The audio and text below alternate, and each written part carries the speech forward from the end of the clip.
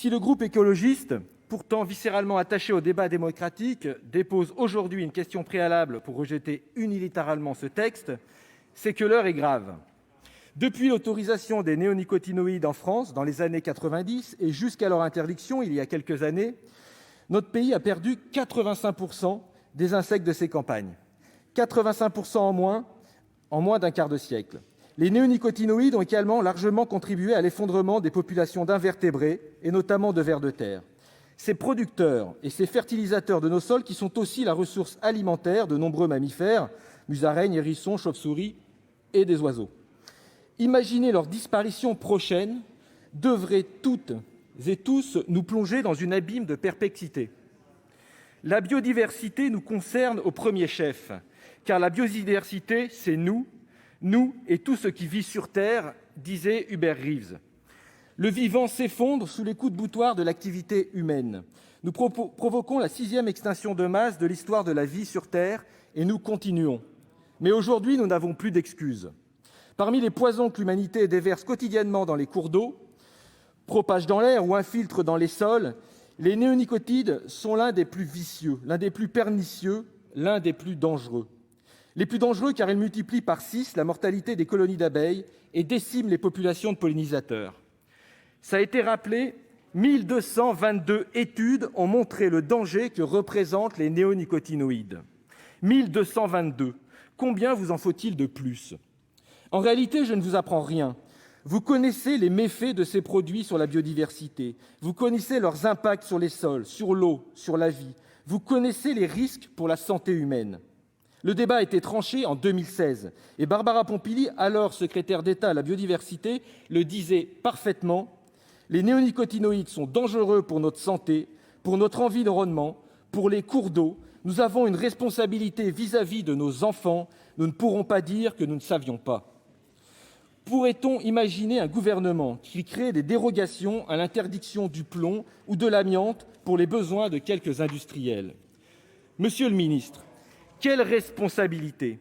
Vous savez, et pourtant vous allez permettre l'utilisation d'un poison. Il a fallu 20 ans de combats acharnés, des apiculteurs, des écologistes, des associations, des citoyennes et des citoyens, pour enfin parvenir à se débarrasser de ces pesticides.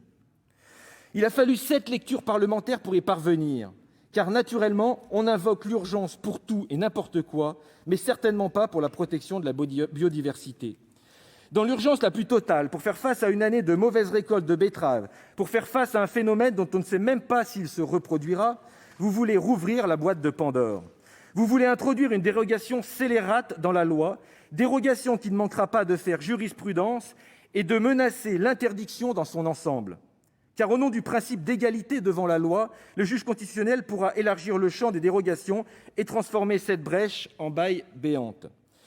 Vous créez ainsi un précédent délétère que ne manquera pas d'utiliser comme exemple chaque lobby, qui considérera demain que la législation écologique est un frein, ne serait-ce que léger, à ses rendements. Plus grave encore, alors que la France avait montré l'exemple en étant le premier pays à interdire les néonicotinoïdes en 2016, son renoncement annoncé est une immense victoire pour le lobby agrochimique, lui permettant de combattre l'interdiction partout dans le monde.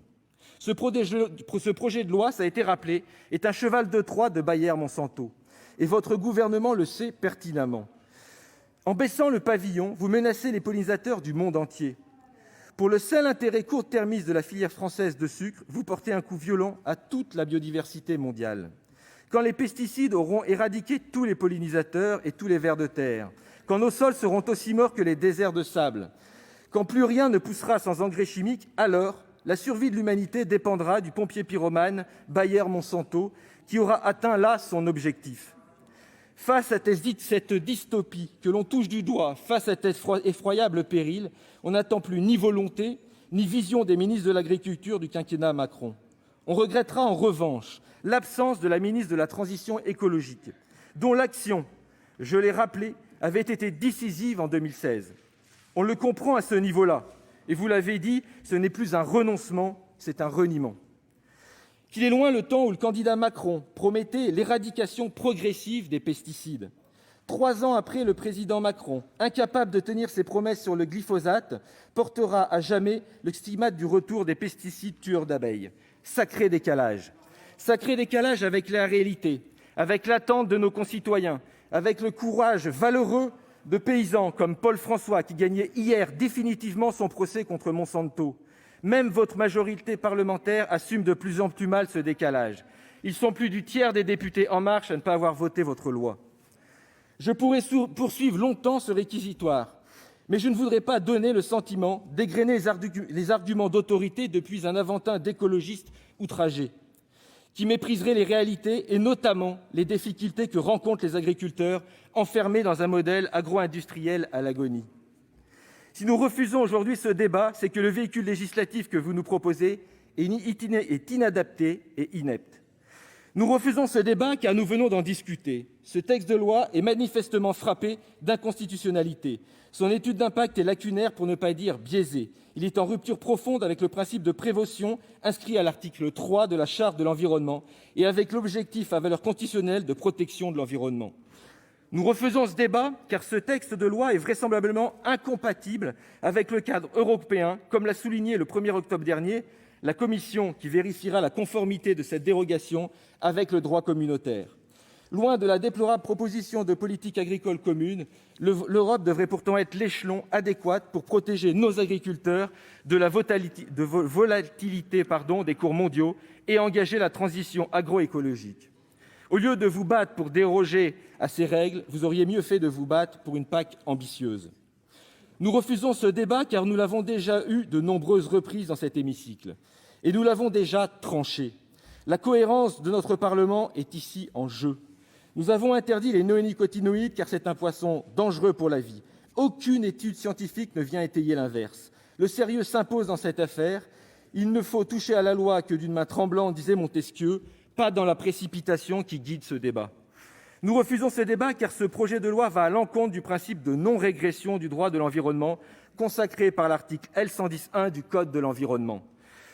La loi que nous votons n'est pas destinée à garantir les étagères poussiéreuses des bibliothèques juridiques et là encore, nous serions avisés de respecter notre propre ouvrage. Nous refusons ce débat car nous n'avons aucun recul sur la situation de la filière betterave à la suite de cet épisode de jaunisse. Les études de l'ANSES sont en cours d'élaboration. La fameuse impasse technique n'est nullement constatée. Il conviendrait à minima d'attendre les résultats de l'agence. Nous refusons ce débat car, pour soutenir les agriculteurs, il aurait fallu un dispositif d'urgence pour la filière, assorti de contreparties sociales et environnementales. Avant de déroger à la loi, le cadre budgétaire était un véhicule législatif nettement plus approprié. L'occasion d'ailleurs de réfléchir à un fonds conséquent et pérenne pour les calamités agricoles. Nous refusons ce débat car c'est une fausse réponse aux problèmes structurels de la filière betterave qui souffre avant tout de la disparition des quotas et des pressions du libre-échange. Ainsi, malgré la jaunisse, les rendements de cette année ne seraient pas inférieurs à ceux qui pouvaient être au début des années 2000. Le problème, c'est qu'entre-temps, la surproduction a fait s'effondrer les cours. Quand on comprendra que la surproduction agricole ne sert que la spéculation et surtout pas les agriculteurs, on pourra commencer à tenir un discours honnête et sensé. Nous refusons ce débat car il est inepte de faire valoir les difficultés de la filière sucre, alors que l'exécutif n'a toujours pas fermé définitivement la porte au Mercosur. Sans opposition ferme et définitive de la France à ce projet d'accord, tout débat sur l'avenir de la filière est totalement vain. Nous refusons ce débat car enfermer la filière sucre dans ce schéma délétère à l'agonie ne rend service ni aux producteurs, ni aux industriels, ni aux ouvriers. La France est tellement en retard qu'elle est incapable de répondre à la demande nationale de sucre issue de l'agriculture biologique. Faute de pouvoir s'approvisionner en France, les détaillants bio sont obligés de se fournir en sucre bio au Brésil. Un comble. On parlait tout à l'heure de souveraineté. Pourtant, qu'il semblerait que la betterave cultivée en bio résisterait nettement mieux à la jaunisse, encore un bienfait de la biodiversité. Monsieur le ministre, où est le plan pour une filière française bio du sucre ? Où est votre plan pour le développement de la betterave bio ? Vous avez supprimé les aides au maintien à l'agriculture biologique, cumulé les retards de paiement des aides bio et privilégié le système conventionnel. Où est votre plan pour sortir de ce modèle agricole qui détruit et asservit les femmes et les hommes ? N'avez-vous aucune perspective à offrir à nos paysans que ce piteux reniement ? Nous refusons ce débat qui méprise les apiculteurs, les arboriculteurs et tous les paysans qui dépendent de la pollinisation. Nous refusons ce débat qui ne répond qu'aux intérêts à court terme de la filière sucre au détriment de tous les autres et en particulier l'intérêt des paysans. Nous refusons ce débat qui est une fuite en avant criminelle. Nous refusons ce débat enfin, et chers collègues, Nous vous invitons de tout cœur à le refuser avec nous. Merci.